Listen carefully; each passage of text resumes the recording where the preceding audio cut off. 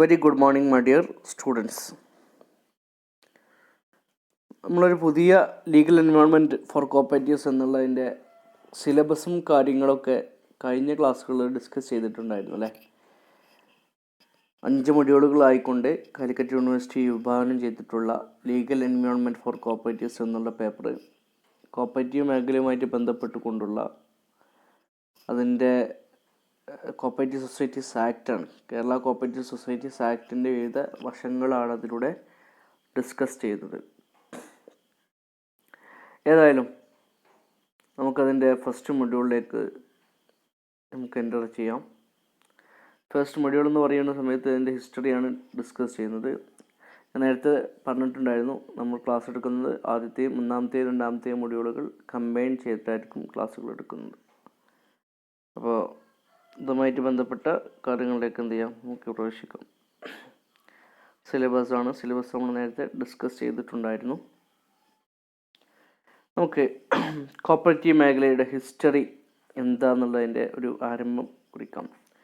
നമുക്കറിയാം, India was the under the rule of British government. Plassey യുദ്ധത്തിന് ശേഷമാണ് ബ്രിട്ടീഷുകാരുടെ അണ്ടറിലേക്ക് ഇന്ത്യ എന്നത് കൂടുതൽ കൃത്യമായി കൊണ്ട് എത്തിച്ചേരുന്നത്. It was a very poor situation to the country അല്ലേ. They are very brutally looted the country എന്നുള്ള നമ്മൾ പറയും, യാതൊരുവിധ ദയവും ദാക്ഷിണ്യവും ഇല്ലാതെ രാജ്യത്തെ കൊള്ളയടിക്കാനായിരുന്നു ബ്രിട്ടീഷുകാർ ശ്രമിച്ചുകൊണ്ടിരുന്നത്. രാജ്യത്തെ ജനങ്ങൾ എന്ന് പറഞ്ഞാൽ they are 90% of the people was the agriculturist. They lived depends upon the agricultural income. They have no other incomes. They have suffered many things at that time, especially financial crisis, other crops related issues, many problems they are faced at that time. ശരിക്ക് അന്ന് കാലങ്ങളിലൊക്കെ 1800 സമയത്തൊക്കെ 18 സെഞ്ച്വറീസിലൊക്കെ കൃത്യമായി കൊണ്ട് പറഞ്ഞാൽ ആളുകൾക്ക് പൈസ കടം വാങ്ങുന്നതിന് കൃത്യമായി കൊണ്ടൊരു ഇൻസ്റ്റിറ്റ്യൂഷനോ കാര്യങ്ങളോ ഒന്നും ആ സമയത്ത് ഉണ്ടായിരുന്നില്ല. അവർ പലപ്പോഴും ഡിപ്പെൻഡ്സ് ചെയ്തിരുന്നത് ചിറ്റ് ഫണ്ട്, നിധി, അത്തരത്തിലുള്ള നമ്മൾ പറയുമല്ലോ രാജ്യത്തിന് വിവിധ ഭാഗങ്ങളിൽ സംഘടിതമായിട്ടുള്ള ഗ്രാമപ്രദേശങ്ങളിലെ ആളുകൾ കൂടിച്ചേർന്നുണ്ടാക്കുന്ന ചില പൈസ അല്ലെങ്കിൽ അത്തരത്തിലുള്ള കാര്യങ്ങളൊക്കെയാണ് ഉണ്ടായിരുന്നത്. പല സംഭവങ്ങളുണ്ടായിരുന്നു. ഇപ്പോൾ നിധി പോലെ, ചിട്ടി ഫണ്ട് പോലെ, ഗ്രെയിൻ ഗോളാസ് പോലെ, ബയ്യാചാരി പോലെ, ലാന ഗൗച്ചി സിസ്റ്റം പോലെയൊക്കെ പലതും ഉണ്ടായിരുന്നെങ്കിലും അതൊന്നും ഇന്ത്യയിൽ എന്തായിരുന്നില്ല, നിലനിന്ന് പോയിരുന്നില്ല. അല്ലെങ്കിൽ അതിനൊരു നിയമപരമായിട്ടുള്ള സപ്പോർട്ടോ കാര്യങ്ങളൊന്നും എന്തിരുന്നില്ല, കിട്ടിയിരുന്നില്ല. 1800 അവസാനമൊക്കെ ആയപ്പോഴത്തേക്ക് കർഷകർ ഒരുപാട് സാക്രിഫൈസ് ചെയ്യാൻ തുടങ്ങി. പ്രത്യേകിച്ച് they have no financial assistance അല്ലേ. ഒരു ഫിനാൻഷ്യൽ അസിസ്റ്റൻസ് കിട്ടുവാനൊരു സംവിധാനമോ കാര്യങ്ങളോ ഒന്നും ഇല്ലാത്ത സമയമായിരുന്നു. They mainly depends upon the personal loans. അതായത് വ്യക്തികളുടെ കയ്യിൽ പോയിട്ട്, ഇൻഡിവിജ്വൽസിൻ്റെ കയ്യിൽ പോയിട്ട് എന്ത് ചെയ്യേണ്ടി വരും, അവർ ലോണുകൾക്ക് വേണ്ടിയിട്ട് ഡിപ്പെൻഡ് ചെയ്യാൻ തുടങ്ങി. It was A huge interest ആയിരുന്നു. വലിയ പലിശ കൊടുത്തിട്ടായിരുന്നു വാങ്ങുന്നത്. അത് എന്തിലേക്ക് നയിച്ചു വെച്ചാൽ പലപ്പോഴും ദേ can B get much crops, വിളവ് നല്ലോണം കിട്ടിക്കോണമെന്നില്ല. അപ്പോൾ എന്താണെന്ന് വെച്ചാൽ വാങ്ങിയ പൈസ തിരിച്ചു കൊടുക്കാൻ പറ്റുന്ന സാഹചര്യത്തിലാവും. അത് പലപ്പോഴും ലെൻഡ് എടുത്തിട്ടുണ്ടാകുക, പൈസ എടുത്തിട്ടുള്ളത് ഈ ഭൂമി പണയം വെച്ചിട്ടായിരിക്കും, ലീസിന് വെച്ചിട്ടായിരിക്കും. ചിലപ്പോൾ അത് ലെൻഡിന് വെച്ചിട്ടാണ്, അത് സെക്യൂരിറ്റി ആക്കി വെച്ചിട്ടാണ് എന്ത് ചെയ്യുന്നത്, പണം എടുക്കുന്നത്. അവർക്ക് ക്രോപ്സ് വേണ്ടത്ര രീതിയിൽ കിട്ടാഞ്ഞാൽ പണം തിരിച്ചെടുക്കാൻ പറ്റാത്ത സാഹചര്യത്തിലേക്ക് എത്തും. അതുവഴി എന്തിലേക്ക് എത്തുമെന്ന് ചോദിച്ചു കഴിഞ്ഞാൽ അവർക്ക് സ്വാഭാവികമായിട്ടും എന്ത് ചെയ്യാൻ പറ്റില്ല, പൈസ തിരിച്ചടക്കാനോ അല്ലെങ്കിൽ പണം ഇതാക്കാനോ കഴിയാത്ത സാഹചര്യം വരും. അപ്പോൾ ഇത്തരം സാഹചര്യങ്ങൾ അവർക്ക് എന്ത് ചെയ്യും, ഈ ഇൻഡിവിജ്വൽസ് ഇവരുടെ ഭൂമി പിടിച്ചെടുക്കുന്ന സാഹചര്യത്തിലേക്ക് എത്തും എന്നുള്ള. അപ്പോൾ മെയിൻ അന്നത്തെ പ്രശ്നം lack of financial institutions for credit എന്നുള്ളതാണ്. അതായത് രാജ്യത്ത് എന്തില്ല, ഒരു ഫിനാൻഷ്യൽ സംവിധാനങ്ങൾ ഒരുക്കുവാനോ കൃത്യമായിട്ടുള്ള ഇൻസ്റ്റിറ്റ്യൂഷനോ കാര്യങ്ങളൊന്നും ഉണ്ടായിരുന്നില്ല. ബാഡ് അഗ്രികൾച്ചറൽ കണ്ടീഷൻ, കാർഷിക രംഗം എന്ന് പറഞ്ഞാൽ it was very bad situation ആയിരുന്നു, വെരി ബാഡ് സിറ്റുവേഷൻ ആയിരുന്നു. Then they find the loan from the non institutional agencies and money lenders. അപ്പോൾ മണി ലെൻഡേഴ്സിൻ്റെ കയ്യിൽ നിന്നും അതേപോലെ തന്നെ നോൺ ഇൻസ്റ്റിറ്റ്യൂഷണൽ ഏജൻസീസിൻ്റെ കയ്യിൽ നിന്നൊക്കെ എന്ത് ചെയ്യേണ്ടി വന്നു, അവർക്ക് അവരുടെ ഫിനാൻഷ്യൽ പർപ്പസ് മീറ്റ് ചെയ്യേണ്ടി വന്നു. It was A high rate of interest, അത് കൃത്യമായിട്ട് വലിയ എമൗണ്ട് ആയിരുന്നു, ഇൻട്രസ്റ്റ് റേറ്റ് വലിയൊരു എമൗണ്ട് ആയിരുന്നു. So they have to need to sell their personally belongs to repayment of their loan. It makes a big agitation. സ്വാഭാവികമായിട്ടുണ്ടാവും, നമ്മൾ സാധനങ്ങൾ അങ്ങനെ വിറ്റിട്ട് കടം വീട്ടുന്ന സാഹചര്യം വന്നു കഴിഞ്ഞാൽ കുറച്ച് കാലങ്ങളൊക്കെ നമ്മൾ സഹിക്കും, കൂടുതലായി കഴിഞ്ഞാൽ they can't suffer, സഹിക്കാൻ കഴിയില്ല. സ്വാഭാവികമായിട്ടും എന്ത് ചെയ്യും, പ്രതികരണം ഉണ്ടാകും അല്ലേ. അതാണ് എന്ത് ചെയ്ത്, അത് രാജ്യത്തിൻ്റെ വിവിധ ഭാഗങ്ങളിൽ പ്രതികരണം ഉണ്ടായി. ആ പ്രതികരണങ്ങൾ വലിയ അഗിറ്റേഷൻസ് എന്ന് പറഞ്ഞാൽ കലാപത്തിലേക്കും ലഹളയിലേക്കൊക്കെ എന്ത് ചെയ്തു, നയിച്ചു എന്നുള്ളതാണ്. അതിൽ മെയിനായിട്ടുണ്ടായിരുന്നൊരു കലാപമായിരുന്നു ഡക്കാൻ അഗ്രികൾച്ചറൽ റൈറ്റ് എന്ന് അറിയപ്പെടുന്ന ഡക്കാൻ റൈറ്റ് 1875 നമുക്കറിയാം. 1857 ഫസ്റ്റ് ഇൻഡിപെൻഡൻസ് വാർ നടക്കുന്നത് അല്ലേ, ഒന്നാം സ്വാതന്ത്ര്യ സമരം നടക്കുന്നത്. ആ ഇൻഡിപെൻഡൻസ് കഴിഞ്ഞതിന് ശേഷമാണ് ആളുകൾക്ക് എന്തായത് മനസ്സിലായത്, സംഘടിതമായിട്ട് നിന്ന് കഴിഞ്ഞാൽ സ്വാഭാവികമായിട്ടും they can be earn something. So it is needed to be unity, they have to need to be strong and to be unity for the successful result എന്നുള്ളതാണ് അവർ മനസ്സിലാക്കിയത്. വിജയകരമായിട്ട് റിസൾട്ട് കിട്ടണമെന്നുണ്ടെങ്കിൽ എന്തായിട്ട് വരും, അവർക്ക് ഒന്നിച്ച് നിൽക്കേണ്ടി വരും. അതാണ് ഷുഡ് ബി ഒരു പ്രതികരണം വേണ്ടേ അല്ലേ. നമുക്ക് എന്താണെങ്കിലും ഒരു പ്രതികരണം ഉണ്ടാകുമ്പോൾ സ്വാഭാവികമായിട്ട് എന്ത് ചെയ്യുള്ളൂ, ആളുകൾ അത് വകവെക്കുള്ളൂ. അപ്പോൾ 1875 ആദ്യമായിക്കൊണ്ട് 1875 അഹമ്മദാബാദിലും പൂനെയിലും ഒക്കെ പല ഭാഗങ്ങളിലും എന്ത് ചെയ്തു, അഗ്രികൾച്ചറിസ്റ്റ് അഗിറ്റേഷൻ സ്റ്റാർട്ട് ചെയ്തു. മെയിനായിക്കൊണ്ട് ഡക്കാൻ ഡക്കാൻ റൈറ്റ് എന്ന അഗ്രികൾച്ചർ റൈറ്റാണ് മെയിനായിട്ടുള്ളത് 1875. ഇങ്ങനെ കലാപം നടന്നതിന് ശേഷം ബ്രിട്ടീഷ് ഗവൺമെൻറ് എന്ത് ചെയ്തു, they have to be rethink what is the reason behind this agitation, why the people became against us എന്നുള്ളത് എന്ത് ചെയ്തു, അവർ ചിന്തിക്കാൻ തുടങ്ങി. അതിനുശേഷമായിക്കൊണ്ട് അവർ പല ഭേദഗതികളും വരുത്താൻ തുടങ്ങി. അതായിരുന്നു ഡക്കാൻ അഗ്രികൾച്ചർ റിലീഫ് ആക്ട് 1879 1879 ഉണ്ടാക്കിയിട്ടുള്ള ഡക്കാൻ അഗ്രികൾച്ചർ റിലീഫ് ആക്ട് എന്നുള്ളതാണ് പറയപ്പെടുന്നു. ഈ Deccan agriculture relief committee act ഉണ്ടാകാൻ കാരണം after riot a committee was appointed to study about the cause of riot. ഒരു കമ്മിറ്റി അപ്പോയിൻറ്റ് ചെയ്ത്, ഗവൺമെൻറ് അപ്പോയിൻറ്റ് ചെയ്തു, എന്തുകൊണ്ടാണ്, what is the main reason behind this agitation എന്നുള്ളത് പഠിക്കാൻ വേണ്ടിയിട്ട് എന്ത് ചെയ്തു, ഒരു കമ്മിറ്റിയെ വെച്ചു. So the find that the main reason behind the riot is the financial issues of agriculturist. സാമ്പത്തികപരമായിട്ട് അവർ അനുഭവിക്കുന്നത് വളരെ പ്രയാസങ്ങളും കാര്യങ്ങളാണ് ഈ അഗിറ്റേഷന് കാരണമെന്ന് എന്ത് ചെയ്തു, അവർ കണ്ടെത്തി. And the recommended that the suitable measure should be adopted to provide financial relief to Indian agriculturalists. So it is needed a suitable solution to compress or to solve to provide something for the Indian agriculturalists to overcome their financial burden or something. This suggests that it is indeed a financial relief to the agriculturalists. Then only they became very calm and quiet. As a result, the Deccan Agriculturalist Relief Act was passed 1879. അങ്ങനെയാണ്, അതിൻ്റെ അടിസ്ഥാനത്തിലാണ് Deccan അഗ്രികൾച്ചറിസ്റ്റിന് relief നൽകുന്ന ഒരു act പാസ്സാക്കാമെന്ന് തീരുമാനിച്ചുകൊണ്ട് 1879 എന്ത് ചെയ്യുന്നത്, Deccan agricultural relief act എന്ത് ചെയ്യുന്നത്, പാസ്സാക്കുന്നത്. അതാണ് ഡക്കാൻ അഗ്രികൾച്ചറൽ റിലീഫ് ആക്ട്. ശേഷമാണ് 2 നിയമങ്ങൾ വരുന്നത്. തക്കാവി ആക്ട് ഓർ ലോൺ എന്ന പേരിൽ അറിയപ്പെടുന്നതാണ് തക്കാവി ആക്ട്. 1882 സർ വില്യം വെഡർബണും ജസ്റ്റിസ് റാൻഡേയും കൂടി എന്ത് ചെയ്യുന്നത്, അവരെ അപ്പോയിൻറ്റ് ചെയ്താൽ deputed by the Bombay government. നമുക്കറിയാം, ഇന്ത്യ എന്നുള്ളത് ഡിഫറെൻറ്റ് പ്രൊവിൻസുകളായിരുന്നു. Calcutta province, Madras province, Bombay province, Delhi, അങ്ങനെ etcetera whatever it is. So Bombay government ആണ് എന്ത് ചെയ്തത്, ജസ്റ്റിസ് റാൻഡെയും അതേപോലെ തന്നെ വില്യം വെഡർബണെയും എന്തിനെ അപ്പോയിൻറ്റ് ചെയ്യുന്നത്, ഒരു കമ്മിറ്റിയെ കൊണ്ട് അപ്പോയിൻറ്റ് ചെയ്തത്. എന്താണ് അവിടെ മെയിൻ ലക്ഷ്യം എന്നുള്ളത്? They are appointed to investigate the problems of agricultural indebtedness and to suggest ways and meanings of ameliorating the economic condition of the rural class.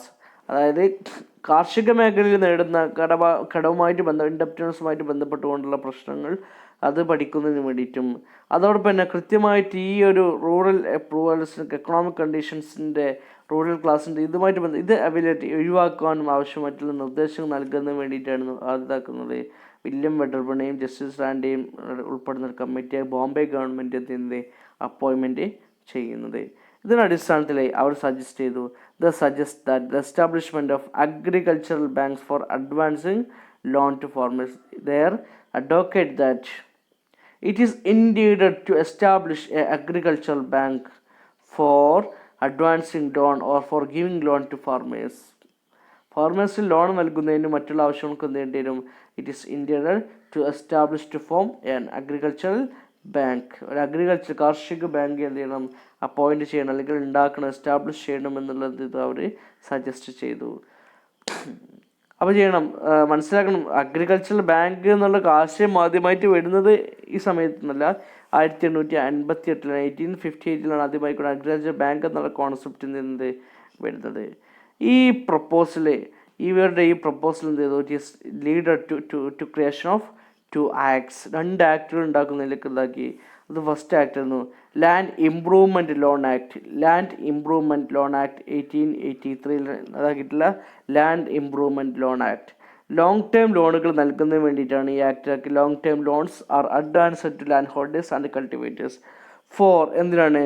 Four permanent improvements to land such as construction of wells and tanks, the preparation of land for irrigation. അപ്പോൾ land improvement loan act ആണ് 1883 ഇതാക്കുന്നത്.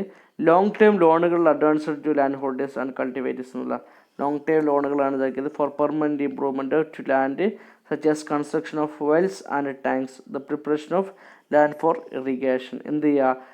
കൃഷിക്ക് ആവശ്യമായിട്ടുള്ള കിണറുകൾ ഉണ്ടാക്കാനും ടാങ്കുകൾ ഉണ്ടാക്കാനും അതുപോലെ തന്നെ ഇറിഗേഷൻ ആവശ്യമായിട്ടുള്ള ഭൂമി തയ്യാറാക്കുക, ഇങ്ങനെ തുടങ്ങിയിട്ടുള്ള വ്യത്യസ്തമായിട്ടുള്ള ലോങ് ടേം പർപ്പസിന് വേണ്ടിയിട്ടുള്ള ലോൺ പ്രൊവൈഡ് ചെയ്യുക എന്നുള്ളതായിരുന്നു ഈ ആക്ടിൻ്റെ ലക്ഷ്യമായിട്ടുണ്ടായിരുന്നത്.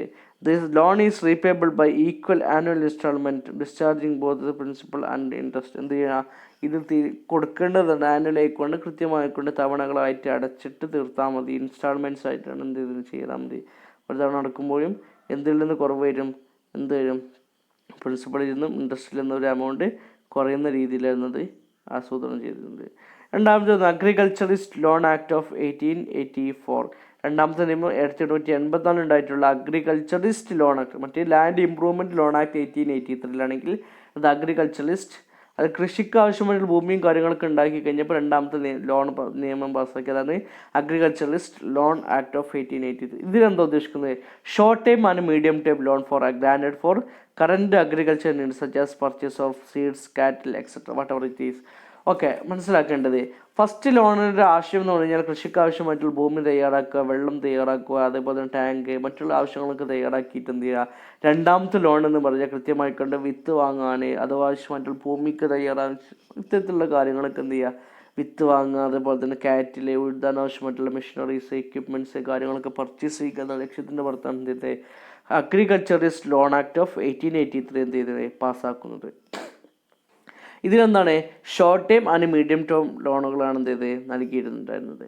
ഇനി എന്തൊക്കെ? Loans for current cultivation expenses are recovered at the next harvest. ഇപ്പോഴത്തെ ചിലവുകളൊക്കെ എന്തെങ്കിലും loans for current cultivation expense are recovered at the next harvest. ഇപ്പോഴത്തെ ആവശ്യമായിട്ടുള്ള കൾട്ടിവേഷൻ വിളവെടുപ്പിന് ആവശ്യമായിട്ടുള്ള ലോണുകളും മറ്റുള്ള കാര്യങ്ങളൊക്കെ അതിനാവശ്യമായിട്ട് ചിലവിൻ്റെ പൈസ ഗെയിൻ ഈടാക്കും. അടുത്ത വിളവെടുപ്പ് ഉണ്ടാകുമ്പോൾ അതിൽ നിന്ന് എന്ത് ചെയ്യും? ദേ ഷുഡ് ബി റിക്കവർ ചെയ്തു എന്നുള്ളതാണ് മനസ്സിലാക്കുന്നത്.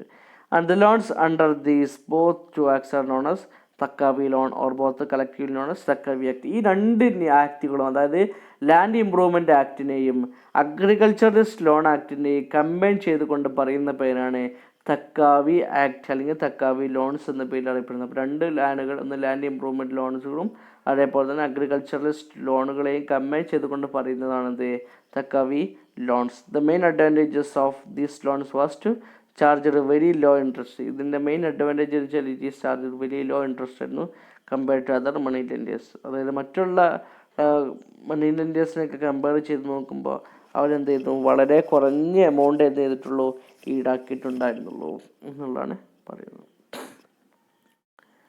ദെൻ അടുത്തതാണ് Frederick Nicholson report. In 1892 March Madras government deputed ഒരു ഇന്ത്യൻ സിവിൽ സർവീസ് ഓഫീസറായിരുന്ന ഫെഡറിക് നിക്കോൾസിനെ എന്ത് ചെയ്തു, മദ്രാസ് ഗവൺമെൻറ് അപ്പോയിൻറ്റ് ചെയ്തു.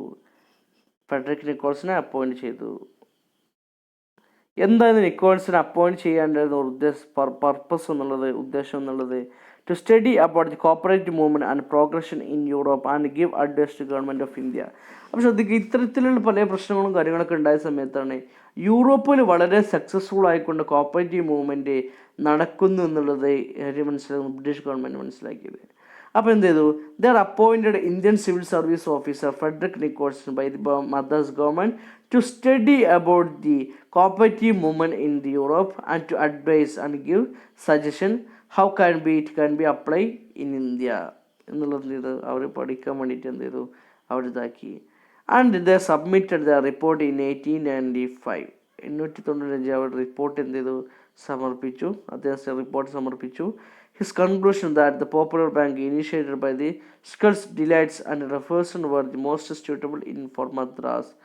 അവർ ഷുൾട്ട് ഡിലൈറ്റ്സിൻ്റെയും റഫേഴ്സിൻ്റെയും മോഡലിലുള്ള പോപ്പുലർ ബാങ്ക് എന്നറിയപ്പെടും, ജനങ്ങളൊക്കെ പാട് കൂടിച്ചേർന്നുള്ള ബാങ്ക് സംവിധാനമായിരുന്നു അവർ ആസൂത്രണം ചെയ്തത്. ജർമ്മനിയായിരുന്നു അത് മെയിനായിട്ടുണ്ടായിരുന്നത്.